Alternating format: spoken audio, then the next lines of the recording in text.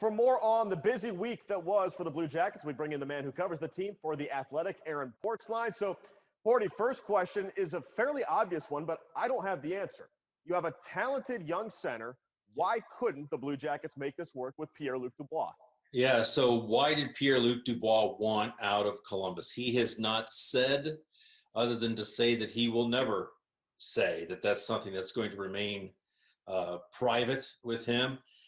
Yeah, and I'll respect the kid's wishes. I'm going to continue to try to find out what the answer is. I think the unfortunate thing with that, though, is it allows three rather difficult reputations to sort of be either furthered or concreted. That players can't get along with Tortorella. That's the one. That Jarmo Kekalainen's negotiating skill style rubs the young players the wrong way, and that nobody wants to be in Columbus, Ohio. And I think most of us know that there are gray areas with all of these. None of those are empirically true. But when the player says, I want out, and doesn't say why he wants out, those are some of the things that are allowed to fester.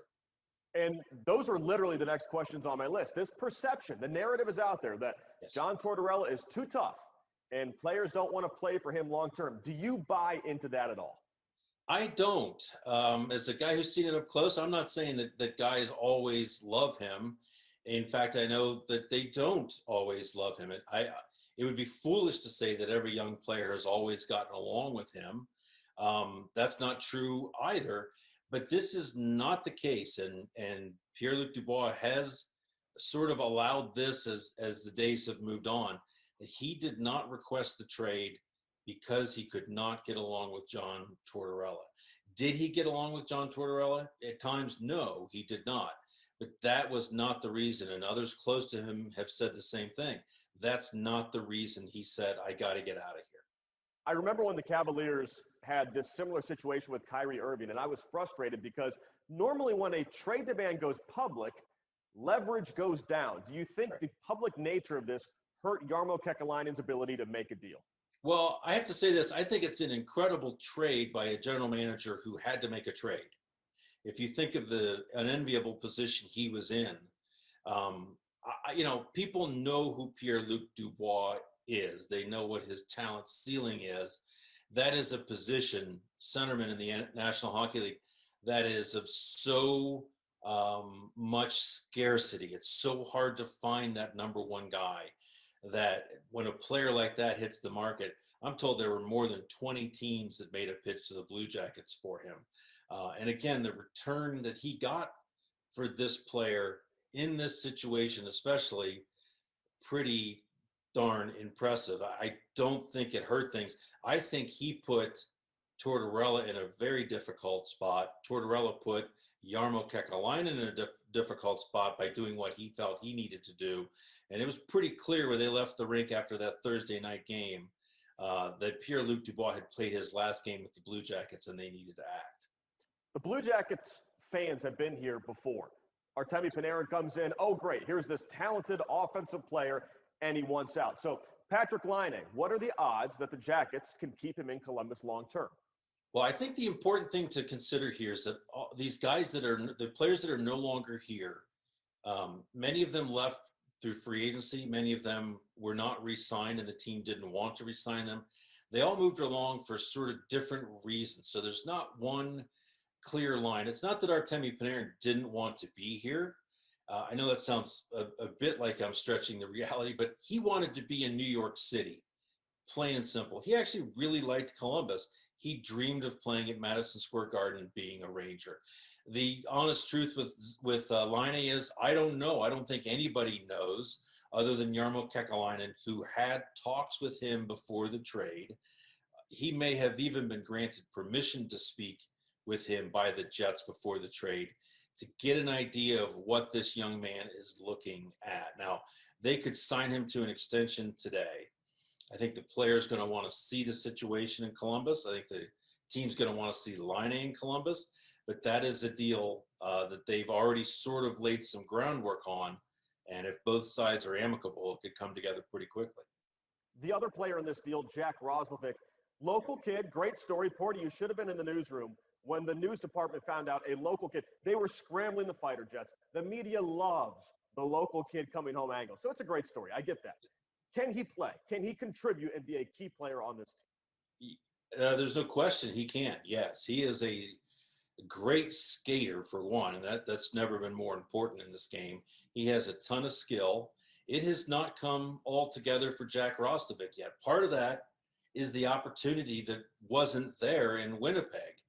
He played mostly in the left wing. The Blue Jackets see him as a center. They've always seen him as a center. And as much as I'm celebrating it, you're celebrating it as this great local story. I think the desire by the Blue Jackets to add this player really has very little to do with where he was born. And that's just a cherry on top of all this.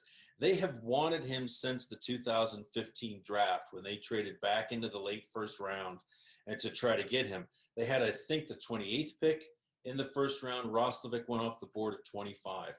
Every conversation between Jarmo Kekalainen and Kevin Cheveldayoff, the Jets GM, about their rosters and what moves they may desire to make included Roslovic coming to Columbus. So this is a player that, I speak to scouts around the league. I think most agree the high end for him is as a number 2 center in the National Hockey League, which is a heck of a role. That's a heck of a player that can hold that down. More people are sort of certain that he can be a 2-3 somewhere in there, a middle of the lineup centerman. But he is absolutely a bona fide NHL player that could be a difference maker in Columbus given the opportunity. The Blue Jackets are on a 7-game point streak right now. I always cringe a little when I hear point streak because often that's code for we're not winning games. But Right. They've won 4, they've lost 3. How do you feel about the way they played during this stretch? Well, I think it's just choppy and it's all over the place. I think they've extracted points in a couple of situations where they feel pretty good about getting the 2. I think there's been a couple of games where they could have had 2 points and came away with 1 or fewer. It's just been inconsistent. I think a lot of teams are fighting that right now. I think this season's just going to be one big pile of inconsistency for most of these teams. The one thing that Columbus is starting to sort of get some traction with is the idea of Jonas Korpisalo and Elvis Merzlikins going every other start. They don't have to think about it. They don't have to tell the goalie 2 starts out when he's going to go next. They don't have to rationalize, worry about keeping people active. It's every other start. And when they played Friday in Chicago, that team was really tired, Columbus. Second night of a back-to-back. Jonas Korpisalo was not tired. He had the previous night off. He looked fresh. He was the best player on the ice, and it ended up getting them 2 points in a 2-1 win. Now that we've had a few weeks to look at the season and these teams, Blue Jackets on top of that revised Central Division. Now, part of that is because they've played the most games by Sure. a significant amount. So now that you've had a chance to look at the teams in the Central, what do you think of this division as a whole? Well, it's, Tampa Bay still jumps off the page, the Stanley Cup winner. It's funny. It's a weird division that I looked at it when they first divvied them up and thought, well, that's about where you'd want to be if you're the Blue Jackets. That looks like the softer of the groups. But then you've got both Stanley Cup finalists from last year in there with Dallas in there as well. I just think there's some real wild cards. I think Columbus is one of them. How do they play with Laine now? What does that team look like? Who is the centerman? Do they gel? Do they mesh? But Dallas is still kind of an unknown to me. I know they were a finalist last year. I'm not sure what you're getting with Carolina. Nashville's a team I keep thinking should be better. You've got some teams that I think people are going to get rich on in Detroit and Chicago. So that always helps. But it's a pretty wide open division for me. I think the Blue Jackets should make the playoffs for a 5th straight year. And as you know, when the playoffs start, it's within the divisions to start now. So if they don't see Tampa in the first round, they would see them in the second, provided they get through the first. So it's going to be, you're going to be kind of getting tired of some of these opponents that they're playing, both in the regular season and then again in the playoffs, but it's what they had to do with COVID. We've seen the last couple of years, a new player steps up, whether it's PierreLuc Dubois, Oliver Bjorkstrand. Is there a guy under the radar now who by April or May we're all going to be talking about? Well, I think he's starting to get some talk now. Alexander Texier is a player that they pegged on their top line left wing. And then the PierreLuc Dubois stuff began to surface. And it's not a coincidence that Texier moved to the middle when that happened, because they wanted to look at Texier. They wanted to see what it looks like. They wanted to know if they just absolutely had to get a centerman back from in the Laine trade, or if Texier could play there. Now, there's still some deficiencies there for him as a center iceman. He's not great on the faceoff circle. That's often the first struggle for a lot of young players. But he's been a real eye opener for them. I think on both ends of the ice, there's been some mistakes with assignments on the defensive end, but he looks like a player that can stick. I think he's in competition with Roslovic for center ice time behind Max Domi. Real eye-opening player. He can also play on the wing. He's a playmaker. He looks to be super competitive, highly skilled, and this feels like it's starting to become a breakout season for Alexander Texier.